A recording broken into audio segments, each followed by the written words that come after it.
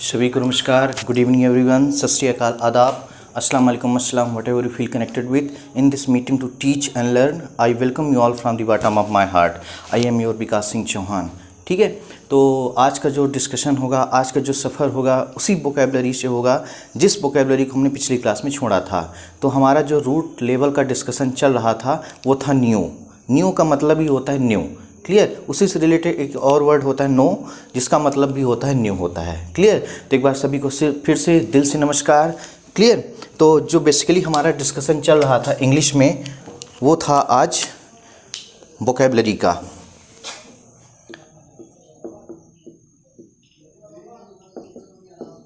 Vocabulary का, clear. Vocabulary को हम कई नाम से जानते हैं, जैसे इसको बोल सकते हैं वोकैब्स, इसको वोकैब्स भी बोला जाता है। और वर्ड पावर बढ़ाने के लिए हम क्या करते हैं, वर्ड मीनिंग को याद करते हैं, समझते हैं, सीखते हैं, उसको भी बोला जाता है वोकैबलरी। ठीक है, तो वोकैबलरी की हमने कई सारी ट्रिक्स बताई थी। बेसिकली 3 ट्रिक्स होती है उसको याद करने की। सबसे पहले हमने बताया था निमोनिक्स, और इसके बाद बताया था एसोसिएशन, डिसोसिएशन, एंड थर्ड हमने बताया था रूट लेवल की। तो मैं इसको एक बार फिर से मैं यहाँ पर रिकैपिचुलेट कर देता हूँ, क्योंकि हमारी हर क्लास में इसी से रिलेटेड डिस्कशन होता है कि कैसे हम निमोनिक्स पढ़ते हैं, कैसे हम एसोसिएशन डिसोसिएशन पढ़ते हैं, एंड कैसे हम रूट लेवल का डिस्कशन करते हैं एकदम ईजी तरीके से। जो सबसे इफेक्टिव वे है वो है रूट लेवल का। ठीक है, तो सबसे पहले हम देखते हैं, जो पहली ट्रिक्स है वो है हमारी mnemonics.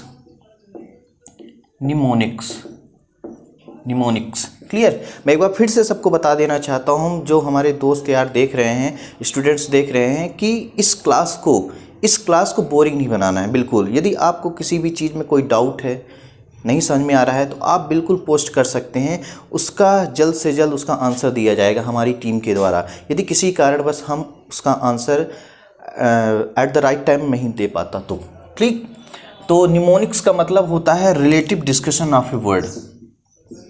Relative discussion of a word. Relative discussion of a word मतलब किसी भी वर्ड से रिलेटेड जब हम डिस्कशन करते हैं, एक प्रकार से बोल सकते हैं कि कोई एक वर्ड हम पकड़ते हैं, उसी से रिलेटेड जो सिनोनिम्स वर्ड होते हैं उसको लिखते हैं, उसको हम बोलते हैं mnemonics. Relative discussion of a word. आज जो हम उससे रिलेटेड वर्ड लेकर आए हैं वो है कैंसिल से रिलेटेड वर्ड है, क्लियर। जैसे हमारे पास एक आज वर्ड रहेगा सबसे पहले, जिसको बोलते हैं डिनाय। ठीक, डिनाय। एक वर्ड इसी से रिलेटेड होता है क्या, डिक्लाइन। इसी से रिलेटेड और एक सिनोनिम्स होता है जिसको बोलते हैं रिफ्यूज।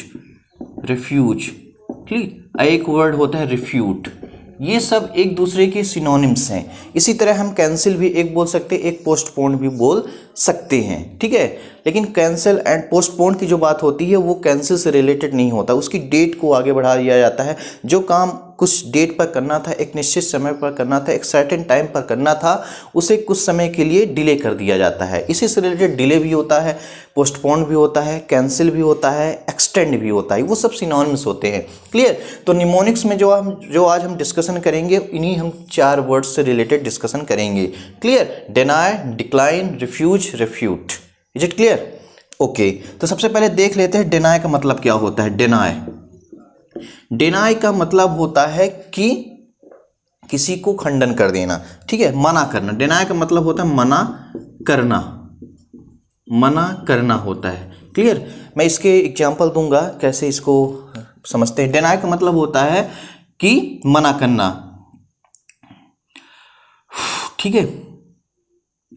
टू कैंसल समथिंग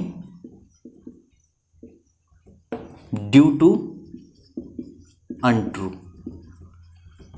सही ना होने की वजह से किसी को डिनाय करना। कभी कभी क्या होता है, फ्रॉड लोग क्या करते हैं, फ़ोन पे, गूगल पे, क्लियर, उस पर क्या करते हैं, एक मैसेज डाल देते हैं कि इस पर आपको कैशबैक मिलेगा, इसमें आपको कैशबैक मिलेगा, तो इसमें आप यस करिए। एक यस की बटन होती है, एक डिनाई या डिक्लाइन की बटन होती है। तो उसमें क्या होता है कि यदि आप उसको यस कर देंगे तो आपके अकाउंट से पैसे डिडक्ट हो जाते हैं, ठीक है, मनी जो होती है वो डिडक्ट हो जाती है। तो किसी को डिनाई का मतलब होता है मना करना। जैसे ओप्पो, वीवो जो चाइनीज़ फ़ोन है, पहले क्या होता था कि नोकिया के मोबाइल में, सैमसंग के मोबाइल में कैंसिल का बटन आता था, एक बटन रहती है, कैंसिल उसमें लिखा रहता है। लेकिन जो ओप्पो, वीवो, एमआई, ठीक है, उसका फ़ोन है, रेडमी वगैरह का, जियोनी का, उसमें डिनाई लिखा रहता है, ठीक है, ओके या डिनाई लिखा रहता है, ठीक है। तो इसका मतलब होता है मना करना, कि कोई भी चीज़ यदि सही नहीं है, कोई भी चीज़ यदि सही नहीं है तो उसको यदि आप कैंसिल करते हैं, उसको आप मना करते हैं, तो उसको बोला जाता है डिनाई।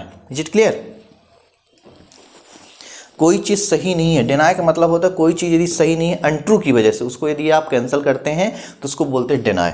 इसी से रिलेटेड एक वर्ड है डिक्लाइन। डिक्लाइन का मतलब होता है कोई भी चीज़ एक्सेप्ट ना करना, अस्वीकार करना, ठीक है। इसका मतलब होता है अस्वीकार, अस्वीकार करना, ठीक है। इसका मतलब मैं इंग्लिश लिख देता हूं, तो इसका होता है to refuse, to accept an offer. किसी ऑफर को एक्सेप्ट करने से रिफ्यूज कर देना। कोई भी ऑफर यदि आपको मिलता है तो उसको यदि आप मना करते हैं, ऑफर मिलने से आप उसको मना करते हैं, तो उसको बोला जाता है डिक्लाइन, ठीक है, डिक्लाइन, ठीक, उसको बोला जाता है डिक्लाइन करना। Is it clear? उसको बोला जाता है डिक्लाइन। डिनाई का मतलब होता है मना करना, इसका मतलब to cancel something due to untrue, untrue की वजह से किसी को मना कर देना, ठीक है। और डिक्लाइन का मतलब अस्वीकार करना, to refuse to accept an offer. जब आपको कोई ऑफर मिलता है तो उसको आप यदि कैंसिल करते हैं तो उसको बोला जाता है refuse, decline, sorry decline. Clear? अब हम नेक्स्ट वर्ड को देख लेते हैं डिस्कशन में। एक नेक्स्ट वर्ड हमारे पास है रिफ्यूज। रिफ्यूज, इस रिफ्यूज का मतलब होता है खंडन करना, खंडन करना। मैं हिंदी तो यहाँ पर लिख रहा हूँ, लेकिन हिंदी से कोई हमारा औचित्य नहीं है। यदि आपको कॉम्पिटिटिव लेवल का एग्जामिनेशन क्वालिफाई करना है तो हिंदी पढ़ने की कोई ज़रूरत नहीं। वैसे भी इंग्लिश एक लैंग्वेज है, हमें इसे लैंग्वेज की तरह ही समझना चाहिए। खंडन करना, इसका मतलब होता है टू शो अनविलिंगनेस, विलिंगनेस, या बोल सकते हैं show unwillingness towards, towards. Willing का मतलब होता है इच्छा शक्ति, विलिंग का मतलब होता है विल पावर, जैसे होता है ना इच्छा शक्ति, ऐसे विलिंग का मतलब इच्छाएं, ठीक है। तो जब इच्छाएं, जो इच्छा होती है उसको ना दिखाना, उसको मतलब होता है खंडन करना, रिफ्यूज कर देना। कोई चीज़ की इच्छा यदि कोई पूछ रहा है तो उसको आप मना कर देते हैं, तो उसका मतलब रिफ्यूज कर देना होता है, ठीक है। मतलब कि जो हमारी इच्छा है उसको खंडन कर देना, उसे बोलते हैं रिफ्यूज। एक लास्ट वर्ड है, लास्ट वर्ड क्या है हमारे पास? रिफ्यूट। हमारे पास लास्ट वर्ड क्या है? रिफ्यूट। रिफ्यूट का मतलब होता है खंडन करना ही, खंडन करना ही होता है। रिफ्यूट का मतलब ही खंडन करना ही होता है। इसका मतलब होता है, कहने का मतलब, जब कोई चीज़ प्रूव करके आप उसको खंडन करते हैं। जैसे आपसे कोई बार बार किसी चीज़ की बात कर रहा है कि नहीं ऐसा था वैसा था, जो मैं कह रहा हूँ वही सच है, तो फिर आप क्या करते हैं, बात लड़ाते हैं, फिर आप प्रूफ के साथ उसकी बात को काटते हैं, तो उसको बोलते हैं क्या? रिफ्यूट, ठीक है। इसका मतलब होता है to be, prove to be wrong, proof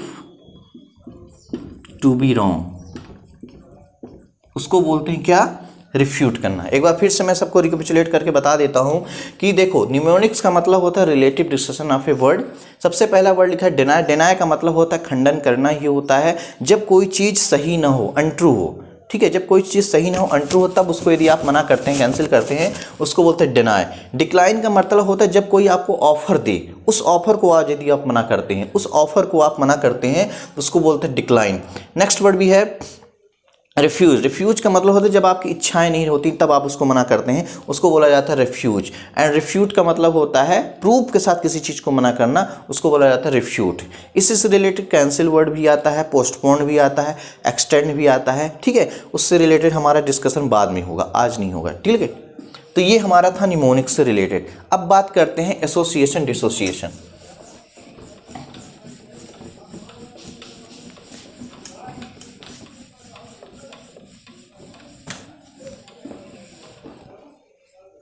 next हमारा जो सेगमेंट रहता है वो रहता है एसोसिएशन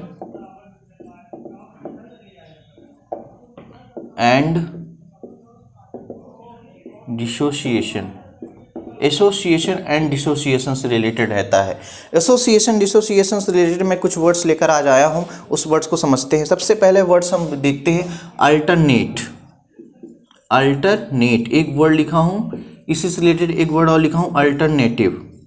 अल्टरनेटिव इस वर्ड को देखा जाए, इस वर्ड को देखा जाए अल्टरनेटिव का मतलब, जब मैंने कल बताया था, जब किसी भी वर्ड के लास्ट में आई भी जुड़ जाता है तो वो बन जाता है एडजेक्टिव। ठीक है, एडजेक्टिव बन जाता है। अब अल्टरनेट की बात करते हैं। अल्टरनेट का मतलब होता है एक दिन को छोड़कर इसके बाद।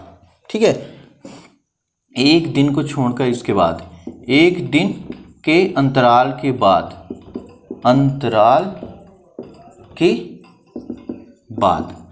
अल्टरनेट का मतलब वो अल्टरनेट स्कूल आता है या वो अल्टरनेट मार्केट आता है, वो अल्टरनेट काम करता है। इसका मतलब एक दिन काम करेगा, दूसरे दिन काम नहीं करेगा, फिर आएगा काम करने, फिर नहीं आएगा, उसको बोलते हैं अल्टरनेट। ठीक है, तो अल्टरनेट का मतलब होता है वन डे आफ्टर,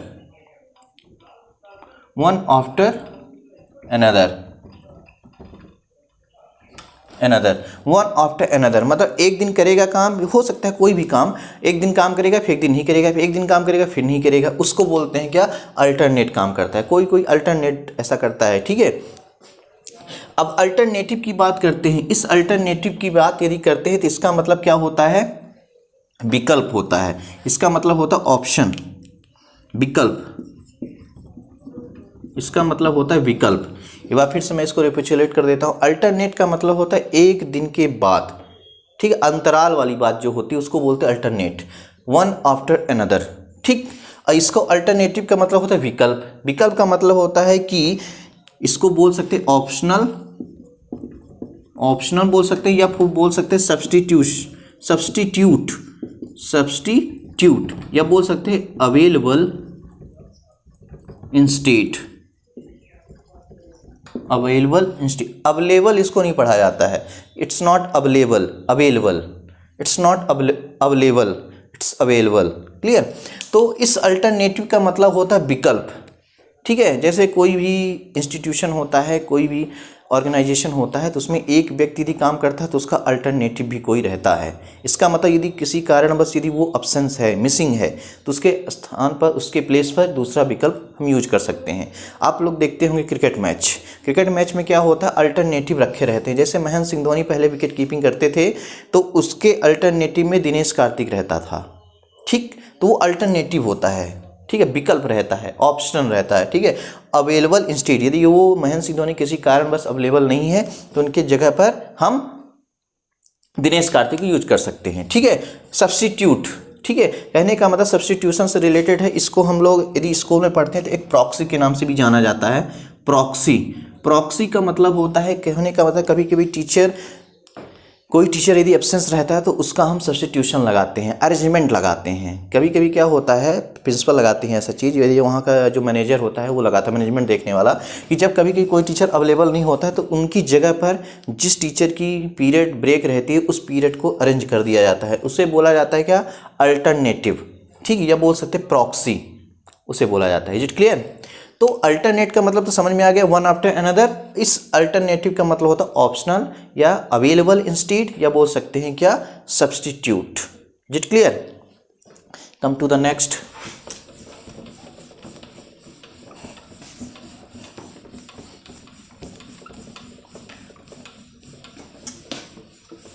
इसी एसोसिएशन डिसोसिएशन से रिलेटेड एक और वर्ड हम ले लेते हैं, याद आ रहा है तो। जैसे एक वर्ड होता है ओरल, एक वर्ड होता है ओरल।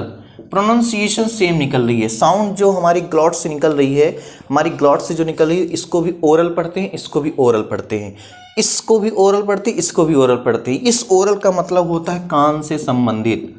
किससे संबंधित, कान से संबंधित। ये कान से संबंधित होता है। इसका मतलब मैं इंग्लिश में लिखूं तो इसका मतलब होता है ऑफ ईयर। ठीक, इस ओरल का मतलब होता है, इस ओरल का मतलब होता है कान से संबंधित या ऑफ ईयर। क्लियर। अब इस ओरल का मतलब तो आप लोग जानते ही होंगे, इस ओरल का मतलब होता है मौखिक। मौखिक, मौखिक को इंग्लिश में बोलते हैं बर्बल, बर्बल बोलते हैं। क्लियर। तो इस ओरल का मतलब होता है कान से संबंधित, ऑफ ईयर। इस ओरल का मतलब होता है मौखिक या बर्बल। साउंड सेम प्रोड्यूस हो रही है लेकिन जो मीनिंग को लेकर है वो डिफरेंस है, एसोसिएट डिसोसिएट कर रहे हैं। क्लियर, ये होता है हमारा एसोसिएशन डिसोसिएशन से डिस्कशन था। अब इस सफ़रनामा को आगे बढ़ाते हैं, रूट लेवल में चलते हैं, जिस रूट को हमने छोड़ा था पिछली क्लास में। तीसरी जो हमारी ट्रिक्स होती है, तीसरी जो ट्रिक्स है उसको बोलते हैं रूट लेवल।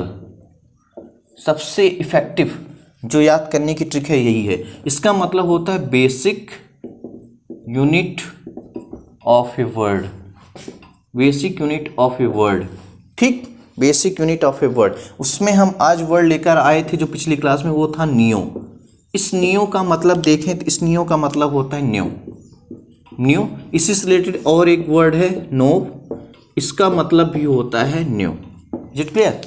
तो हमारी जो वोकैबुलरी ट्रिक्स थी, हमें जो वोकैबुलरी हम याद करते हैं उसकी 3 ट्रिक्स थी। एक था न्यूमोनिक्स, एक था एसोसिएशन डिसोसिएशन, एक था रूट लेवल का। तो रूट लेवल में हमने पढ़ा पिछली क्लास में नियो से रिलेटेड हमने 10 वर्ड्स लेकर आए थे। उसी 10 वर्ड्स को आगे बढ़ाते हैं। ठीक है, 20 वर्ड्स हम लेकर आते हैं, एक ही वर्ड से डिस्कशन जो हमारा इस वोकैबुलरी सेशन में होता है। ठीक है, तो okay, come to the point. जो सबसे पहला वर्ड है, सबसे पहला वर्ड है रूट लेवल में, वो है 11 नंबर, नियोजेनेसिस है। इस वर्ड को यदि हम ब्रेक करना सीखें, हमने ब्रेक करना सीखा है कैसे किसी वर्ड को ब्रेक किया जाता है, आप लोग अच्छी तरह समझने लगे होंगे। इस वर्ड को यदि हम ब्रेक करें तो ये वर्ड टूटा हुआ है नियो प्लस जीन प्लस सिस। क्लियर? अब इस सिस की मतलब की बात करें, इस सिस का मतलब होता है सिस्टम या बोल सकते हैं प्रोसेस। इस सिस का मतलब होता है सिस्टम या प्रोसेस। इस सिस का मतलब होता है सिस्टम या प्रोसेस। इस जीन का मतलब क्या होता है? जीन का मतलब बर्थ से रिलेटेड है, बर्थ या बोल सकते हैं प्रोडक्शन, बर्थ या प्रोडक्शन से रिलेटेड है। और इस नियो का मतलब होता है न्यू। क्लियर? नियोजेनेसिस वर्ड को ब्रेक किया मैंने, नियो प्लस जीन प्लस सिस का मतलब होता है सिस्टम या प्रोसेस। इस जीन का मतलब होता है बर्थ या प्रोडक्शन। क्लियर? इस नियो का मतलब होता है न्यू। जहाँ पर हम न्यू प्रोडक्शन के बारे में अध्यापन करते हैं उसे क्या बोलते हैं? नियोजेनेसिस। ठीक है, जहाँ पर हम नए प्रोडक्शन के बारे में अध्ययन करते हैं, कहने का मतलब होता है नए प्रोडक्शन का मतलब होता है कि बच्चों से रिलेटेड है। ठीक है, बच्चों की प्रजाति से रिलेटेड है। ठीक है, उसके बारे में हम जो अध्ययन करते हैं, समझते हैं, उसे बोलते हैं नियोजेनेसिस। इस जीन का मतलब इसी वर्ड से एक वर्ड निकला है generation.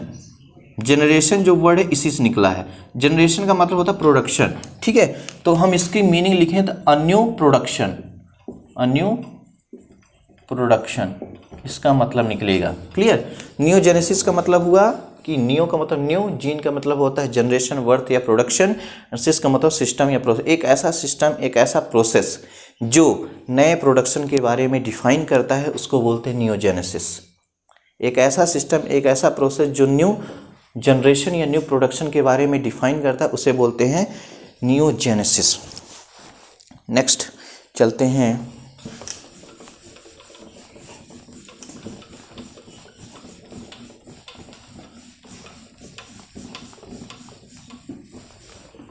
next word we have neo-grammarian। नियोग्रामेरियन, इस वर्ड को ध्यान से देखिए, इस वर्ड को ध्यान से देखते हैं। इस वर्ड को यदि हम ब्रेक करें तो ये वर्ड ब्रेक हो रहा है neo plus grammar, grammar plus IAN। ठीक, इट्स ग्रामर नॉट ग्रामर। इसको बहुत लोग ग्रामर पढ़ते हैं, बहुत सारे स्टूडेंट इसको ग्रामर पढ़ते हैं। It's not grammar, it's grammar, grammar. ठीक है, तो नियो का मतलब यदि हम देखें, इस नियो का मतलब होता है नी। ठीक, इस ग्रामर का मतलब तो आप समझ सकते हैं। ग्रामर का मतलब होता है एक ऐसा सिस्टम, एक ऐसा प्रोसेस जो हमें अच्छे से पढ़ना लिखना, ठीक है, पढ़ना लिखना बोलना सिखाए, उसे बोलते हैं ग्रामर। ठीक है, लैंग्वेज की बात जो करता है। इस IAN का मतलब होता है ये रिलेट करता है पर्सन को। जब किसी भी वर्ड के लास्ट में, जब किसी वर्ड के लास्ट में IAN जुड़ जाता है, इसका मतलब वो होता है वो पर्सन को रिलेट करता है। जैसे इंडियन, इंडियन की बात करें तो ये IAN जुड़ा हुआ है। जैसे मैं बात करूं IITN, IITN, IITN इसका मतलब होता है जो IIT में पढ़ता है, ठीक है, जो IIT में पढ़ता है उसको IITN, इंडियन का मतलब इंडिया का रहने वाला। जैसे एक वर्ड होता है गांधीयन, ठीक है, गांधीयन, गांधीयन का मतलब होता है जो गांधी पर विश्वास करता है, IAN जुड़ गया, जो गांधी पर, हु बिलीव्स इन गांधी, ठीक है, तो उसका मतलब होता है गांधीयन, ठीक है। तो न्यू ग्रामरियन का मतलब होता है एक ऐसा पर्सन, ठीक है, जो ग्रामर के, हिंदी में मैं बोल रहा हूँ, जो व्याकरण के नए एस्पेक्ट के बारे में अध्ययन करता है, जो ग्रामर के नए पक्ष के बारे में अध्यापन करता है, उसको क्या बोलते हैं, न्यू ग्रामरियन।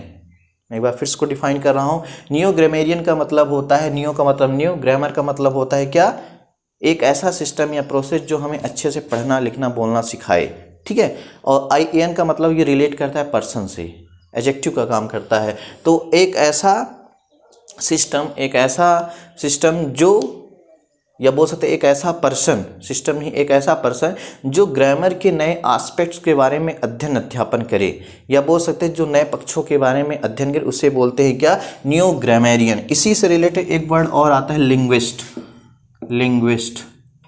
लिंग्विस्टिक, इसको भी इसी को बोलते हैं लिंग्विस्टिक, न्यू ग्रामरियन को। इसका मतलब होता है a person who studies language scientifically, जो किसी भी लैंग्वेज को वैज्ञानिक रूप में पढ़ता है, समझता है, वैज्ञानिक तरीके से पढ़ता है, इसको बोलते हैं लिंग्विस्टिक, ठीक है। बोल सकते हैं कि भाषा विज्ञान भी बोलते हैं। विज्ञान, एक जो विज्ञान वर्ड होता है, विज्ञान को यदि मैं ब्रेक करूं तो ये बी का मतलब होता है विशिष्ट, ज्ञान का मतलब होता है ज्ञान, क्लियर, नॉलेज, स्पेशल नॉलेज को बोलते हैं विज्ञान। तो इसका मतलब हुआ, न्यू ग्रामरियन का मतलब हुआ कि जो ऐसा पर्सन जो ग्रामर के नए एस्पेक्ट के बारे में अध्ययन करता है, उसको बोलते हैं न्यू ग्रामरियन, जिसका मतलब होता है लिंग्विस्टिक, ठीक है, linguistic. A person who studies language scientifically, उसे बोलते हैं क्या, न्यू ग्रामरियन, ठीक है। अब इसी से एक क्वेश्चन और बन सकता है कि जो मॉडर्न इंग्लिश ग्रामर है, उसके पितामह कौन है, फादर कौन है, फादर ऑफ मॉडर्न लिंग्विस्टिक कौन है, इसका है नोम चॉम्स्की, इसके न्यू ग्रामरियन है। मॉडर्न ग्रामरियन कौन है, Noam Chomsky. Is it clear? Come to the next word we have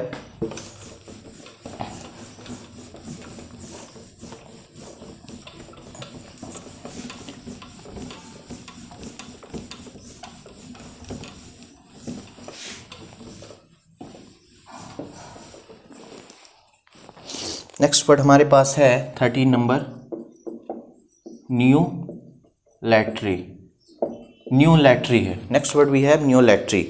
अब इस वर्ड को यदि हम ब्रेक करें, तो ये वर्ड ब्रेक हो रहा है 2 वर्ड्स में, न्यू प्लस लैटरी वर्ड से ब्रेक हुआ है। इस न्यू का मतलब तो हम जानते हैं न्यू होता है, इस लैटरी का मतलब होता है वर्शिप, या बोल सकते हैं प्रैक्टिस ऑफ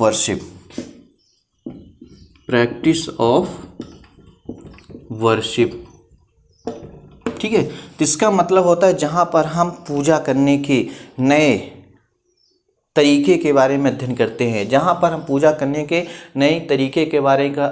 उसे बोलते हैं न्यू लैटरी, ठीक है। बोल सकते हैं इसको न्यू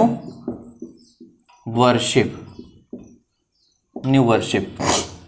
एक बार फिर से डिफाइन करो, न्यू लैटरी का मतलब होता है, न्यू का मतलब होता है न्यू, लैटरी का मतलब होता है worship, A practice of worship, ठीक है। तो इसका मतलब जहाँ पर हम पूजा करने के नए तरीके के बारे में पढ़ते हैं या समझते हैं या सीखते हैं, उसे बोलते हैं न्यू लैटरी। इसी से रिलेटेड एक वर्ड और होता है जिसको आप लोगों ने सुना होगा, आइडोलेट्री। आइडो का मतलब होता है स्टेचू, मूर्ति पूजन। इसका मतलब होता है वर्शिप, मतलब मूर्ति पूजन की जहाँ पर बात होती है उसको बोला जाता है क्या, आइडोलेट्री, ठीक है। आइडोलेट्री का मतलब मूर्ति पूजन, जैसे दशहरा आ रहा है इसमें मूर्ति पूजन किया जाएगा, ठीक है, ओके। तो वो सब होता है न्यू लैटरी। नेक्स्ट वर्ड भी है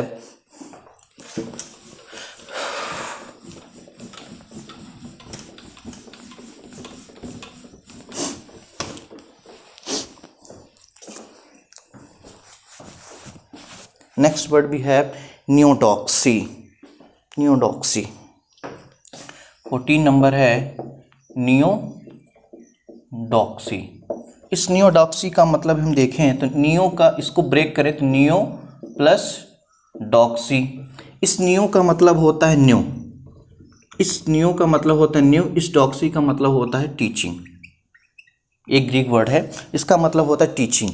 जहाँ पर ठीक है नियोडॉक्सी डॉक्सी, ठीक है मैं एक बार फिर से बता रहा हूँ इसको। नियोडॉक्सी का मतलब होता है, नियो का मतलब होता है न्यू, डॉक्सी का मतलब होता है टीचिंग। इससे रिलेटेड एक वर्ड आता है पैराडॉक्स, आपने पढ़ा होगा पैराडॉक्स, ठीक है पैराडॉक्स। इस वर्ड को ब्रेक करें तो पैरा का मतलब होता है बियॉन्ड, ठीक है, या बोल सकते हैं अवे। इस डॉक्स का मतलब होता है टीचिंग, एक ऐसी शिक्षा जो परे हो जाए, एक ऐसी शिक्षा जो परे हो जाए उसको बोला जाता है पैराडॉक्स। एक ऐसी शिक्षा जो परे हो जाए उसको बोला जाता है पैराडॉक्स। इसी डॉक्स से रिलेटेड है, डॉक्स का मतलब होता है टीचिंग, नियो का मतलब होता है न्यू। इस पैराडॉक्स को मतलब होता है, पैरा का मतलब होता है बियॉन्ड या अवे, इसका डॉक्स का मतलब होता है टीचिंग। एक ऐसी शिक्षा जो परे हो जाए उसे बोला जाता है पैराडॉक्स। मैं इसका एग्जांपल समझाता हूँ। जब कोई दो विरोधाभास वस्तुएं चीज़ें किसी एक दूसरे के समांतर रख दी जाए, जब दो विरोधाभास जैसे ये ब्लैक है ब्लू, इसको एक समांतर रख दिया जाए तो ये पैराडॉक्स हुआ। दूसरी तरह समझते हैं कि जब किसी दो सेंटेंसेज को आपस में रख दिया जाए जो एक दूसरे के क्या हों विरोधाभास हों, उसे बोला जाता है क्या पैराडॉक्स। जैसे एक एग्जाम्पल मैं लिख देता हूँ पैराडॉक्स से related. The operation is successful, the operation is successful, the patient is dead, the patient is dead. English में एक है एग्जाम्पल, दूसरा हिंदी में लिखता हूँ।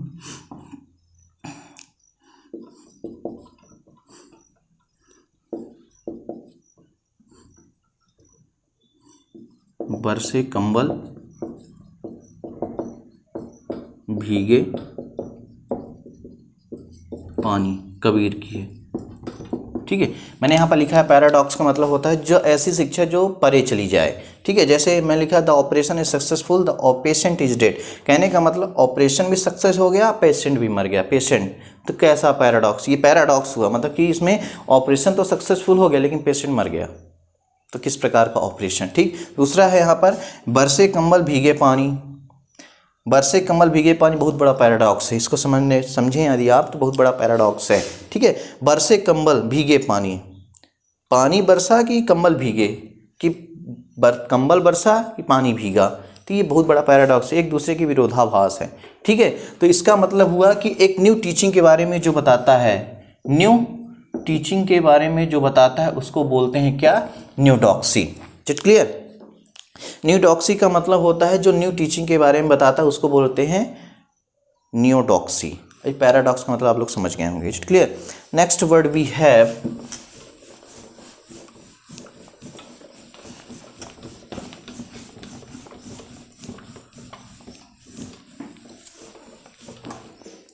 नेक्स्ट वर्ड हमारे पास है 16 नंबर 15 नंबर है नियोलॉजी।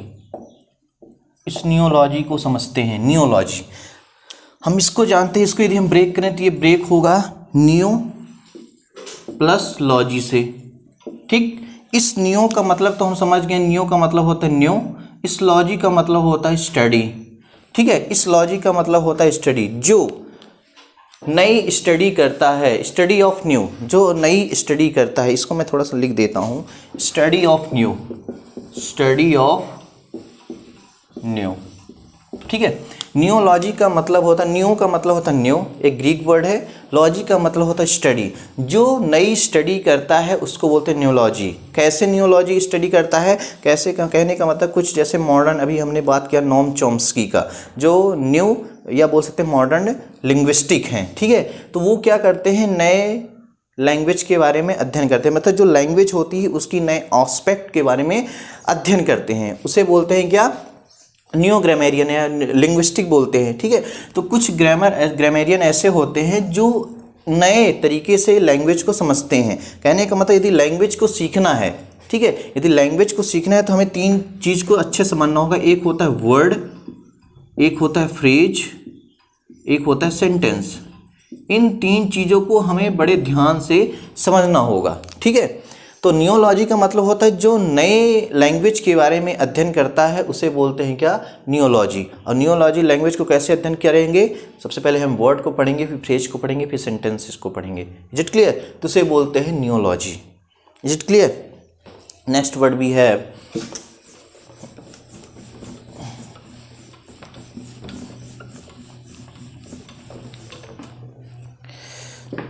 16 नंबर, नियोमॉर्फ।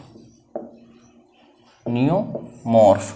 अब देखते हैं इस वर्ड को, देखते हैं, ब्रेक करते हैं। ये वर्ड टूटा हुआ है नियो प्लस मॉर्फ से। क्लियर? ये वर्ड ब्रेक हुआ है नियो प्लस मॉर्फ से। इस नियो का मतलब होता है न्यू, इस नियो का मतलब होता है न्यू, इस मॉर्फ का मतलब होता है शेप, फॉर्म। ये हमने दूसरी क्लास में बताया था, वोकैबुलरी की जो थर्ड क्लास थी उस पर हमने इसके बारे में डिस्कशन किया था। सबसे पहले हमने क्रोन के बारे में डिस्कशन किया था, इसके बाद मॉर्फ के बारे में ही हमने डिस्कशन किया था, इसके बाद मेट्री, इसके बाद हम नियो के बारे में डिस्कशन कर रहे हैं, ठीक है। तो इस नियो का मतलब होता है न्यू, इस मॉर्फ का मतलब होता है शेप या form.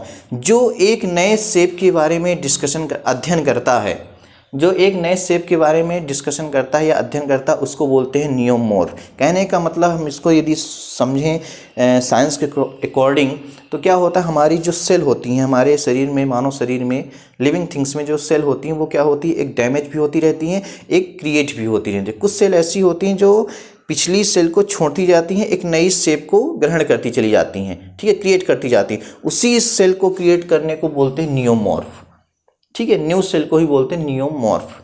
Is it clear?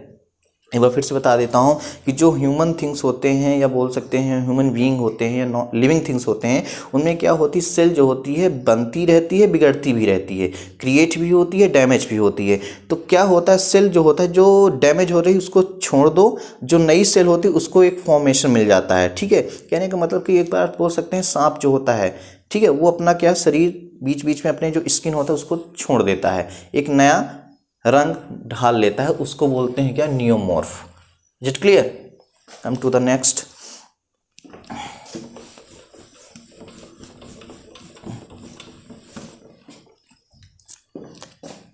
Seventeen number है नियोन। इस नियोन वर्ड को ध्यान से देखो। इस नियोन का मतलब होता है कि मैं इसको पहले बता देता हूँ कि 1898 में एक एलिमेंट डिस्कवर किया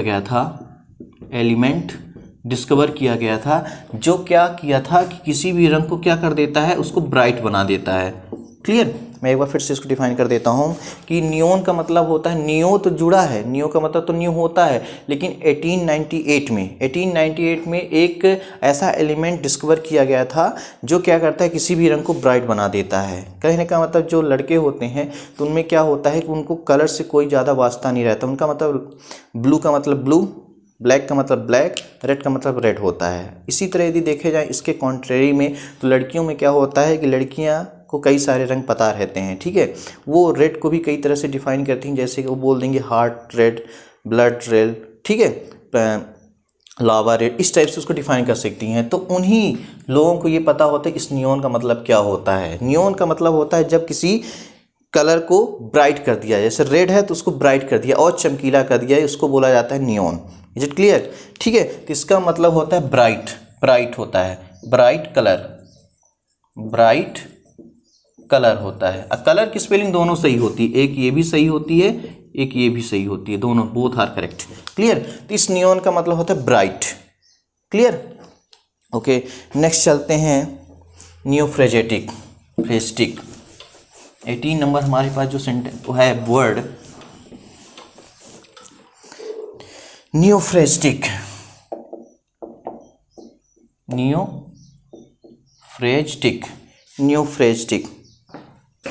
नियोफ्रेस्टिक वर्ड है। Is it clear? इस नियो को हम ब्रेक करें, इस नियोफ्रेस्टिक को ब्रेक करें तो neo plus phrase word plus IC word से टूटा हुआ है, ठीक है। अब हम जानते हैं जब किसी वर्ड के लास्ट में आईसी जुड़ जाता है तो वो बन जाता है एडजेक्टिव। वो एडजेक्टिव का काम करता है, मतलब वो क्वालिफाई करता है, ठीक है, डिफाइन करता है। इस फ्रेज का मतलब तो हमें पता है कि ठीक है, ग्रुप ऑफ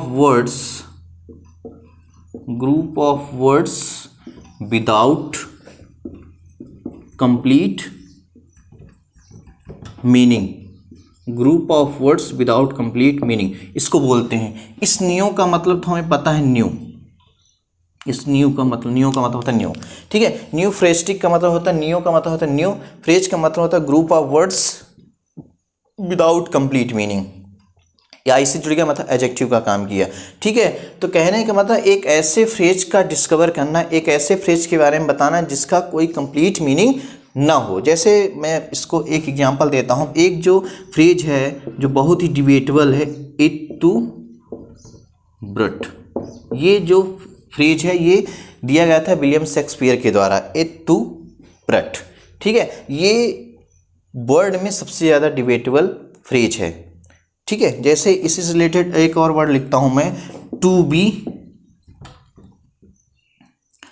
विलियम शेक्सपियर ने इसको नहीं दिया था, इसको दिया था जूलियस सीजर ने, दिया था, ठीक है। ये सबसे डिबेटेबल फ्रेज होता है मतलब पूरी दुनिया में यदि लैंग्वेज की बात करें सबसे डिबेटेबल है ये, एट टू ब्रट, ठीक है। ये एक और जैसे फ्रेज होता है टू बी और नॉट टू बी, ठीक है। ये भी एक डिबेटेबल फ्रेज है, इसमें भी बहुत सारे डिबेट हो चुके हैं। जैसे कभी कभी होता है कि मैं एक एग्जांपल देता हूँ, मेरे जैसे नाना जी हैं तो वो क्या करते हैं, उनसे कोई कुछ भी पूछता है उनका आंसर होता है नहीं ठीक है, वो सीधे आंसर इस तरह देते हैं, नहीं ठीक है। अब इसका मतलब सामने वाला क्या समझे, नहीं ठीक है कि नहीं ठीक है, सही नहीं ठीक है, इसका मतलब हाँ सही है कि नहीं ठीक है, क्या समझो उसका मतलब। तो वो एक क्या है, एक डिबेटेबल टाइप का ही फ्रेज जो बोलते हैं, ठीक है। तो ऐसा क्या होता है, एट टू ब्रट सबसे डिबेटेबल है फ्रेज जो उसने दिया था जूलियस सीजर ने, एक टू बी और नॉट टू बी है, ठीक है। और एक हमने बता दिया नहीं ठीक है जो हमारे नाना जी बोलते हैं, ठीक है। तो इसका मतलब हुआ कि जो न्यू फ्रेज के बारे में बताता है उसे बोलते हैं क्या, न्यू फ्रेस्टिक, क्लियर। जैसे हैदर एक मूवी आपने देखा होगा, उस मूवी में क्या होता है, शाहिद कपूर एक वर्ड था, गंजा था एकदम पूरी तरह से, उसमें क्या था, हम हैं कि नहीं है ऐसा बोलता था, ठीक है, हम हैं कि नहीं है, इस टाइप का वो फ्रेज बोलता था। ये होता है क्या, न्यू फ्रेस्टिक। अब चलते हैं नेक्स्ट वर्ड में, आई थिंक ये समझ में आ गया होगा, क्लियर, ठीक है। तो हमारा जो सेंटेंस, जो हमारा जो डिस्कशन यहाँ पर चल रहा है वो वोकैबुलरी से रिलेटेड ही है, ठीक है। तो सबसे पहले हम देख लेते हैं, अभी जो हमने सेंटेंस लिया था 18 सेंटेंस के बारे में हमने डिस्कशन किया था। अब नेक्स्ट जो हमारा सेंटेंस वर्ड है वो है हमारा 19 नंबर, जिसको बोलते हैं नियोफाइटिक। नियोफाइटिक है, नियोफाइटिक। इस नियोफाइटिक का मतलब देखें, इस नियोफाइटिक अभी कुछ देर पहले हमने किसके बारे में डिस्कशन किया था, किसके बारे में, नियोफ्रेस्टिक के बारे में। अब हमारा जो डिस्कशन नियोफाइटिक के बारे में, नियोफाइटिक को यदि हम ब्रेक करें, इस वर्ड को यदि हम ब्रेक करें तो ये नियो प्लस फाइट वर्ड से ब्रेक हुआ है और लास्ट में इसमें आईसी जुड़ गया है। अब देखते हैं, इस नियो का मतलब तो होता है न्यू, इस फाइट का मतलब होता है प्लांट से रिलेटेड होता है, ये आईसी जुड़ गया मतलब ये एडजेक्टिव का काम किया, ठीक है। फिर से बता रहा हूँ, इस नियोफाइटिक, नियो का मतलब होता है न्यू, फाइट का मतलब होता है प्लांट। जहाँ कहीं भी फाइट, जैसे फाइटोप्लाज्मा आता है वर्ड, साइंस में हम पढ़ते हैं तो फाइटोप्लाज्मा होता है मतलब प्लांट से रिलेटेड है, ठीक है। इस फाइट का मतलब होता है प्लांट, आईसी का मतलब होता है एडजेक्टिव। जो एक न्यू प्लांट के बारे में डिस्क्राइब करे, जो एक न्यू प्लांट के बारे में डिस्क्राइब करे उसको बोलते हैं नियोफाइटिक। Is it clear. आज का जो लास्ट वर्ड हमारे पास है वो है नियोलॉगिज्म। 20 वर्ड्स, लास्ट वर्ड है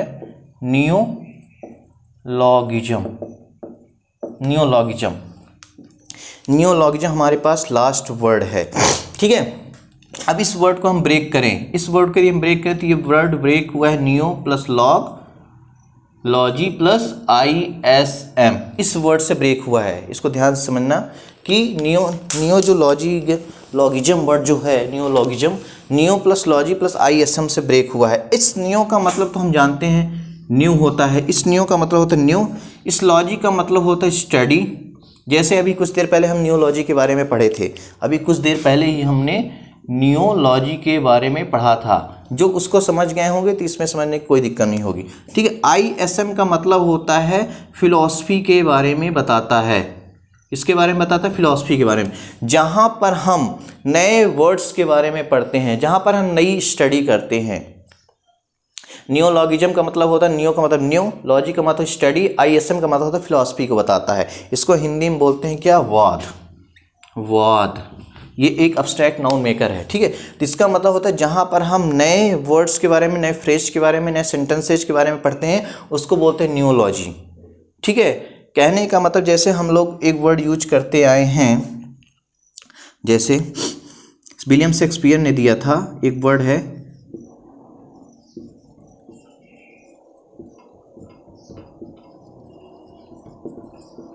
ये। ठीक है, विलियम शेक्सपियर ने दिए थे। यदि हम इसको ब्रेक करें तो SI नेशन, एस का मतलब होता है गधा, इसका भी मतलब होता है गधा, इसका मतलब होता है मैं, इसका मतलब होता है देश। ठीक है, ये क्या है, एक प्रकार का क्या है, एक नियोलॉगिज्म है। ठीक है, एक नया फ्रेज है। ठीक है, नया वर्ड है जिसने विलियम शेक्सपियर ने दिया था। विलियम शेक्सपियर बहुत सारे वर्ड्स दिए हैं। आजकल के जो पर्सन हैं, मतलब लोग हैं, उनको साहित्य से थोड़ा सा कम इंटरेस्ट हो गया है, इसलिए वर्ड्स की थोड़ी सी कमी हो रही है। पहले बहुत सारे वर्ड्स क्रिएट होते थे। ठीक है, एस का मतलब होता है गधा, एस मतलब गधा, मैं नेशन, गधा गधा फिर मैं, इसके बाद देश। जैसे क्या होता है, इसका मतलब असैसिनेशन का मतलब होता है, इसका मतलब यदि देखें तो इसका मतलब टू किल पॉलिटिकल फिगर, या बोल सकते हैं सेलिब्रिटी, या बोल सकते हैं फेमस पर्सनैलिटी, किसी भी पॉलिटिकल फिगर, पॉलिटिकल लीडर। ठीक है, पॉलिटिकल लीडर, किसी भी पॉलिटिकल लीडर। ठीक है, पॉलिटिकल लीडर या सेलिब्रिटी या फेमस पर्सनैलिटी को हत्या करना। जैसे राहुल गांधी का असैसिनेशन हुआ, महात्मा गांधी का असैसिनेशन हुआ, बहुत सारे हैं जिनका असैसिनेशन हुआ। ठीक है, उनमें हम यूज करते हैं असैसिनेशन। ठीक है, ये होता है। तो मतलब किसी भी पॉलिटिकल लीडर या किसी सेलिब्रिटी या किसी फेमस पर्सनालिटी का हत्या कर देना असैसिनेशन में आता है। ये असैसिनेशन वर्ड विलियम शेक्सपियर ने दिया था। ठीक है, ये डिक्शनरी में अब जुड़ गया है, पहले ये नहीं था। ठीक है, तो ये नियोलॉगिज्म से वर्ड्स रिलेटेड है। जैसे हम लोग क्या करते हैं, हम लोग का स्मार्टफोन है, स्मार्टफोन में क्या होता है, मैं इसको थोड़ा मिटा देता हूँ।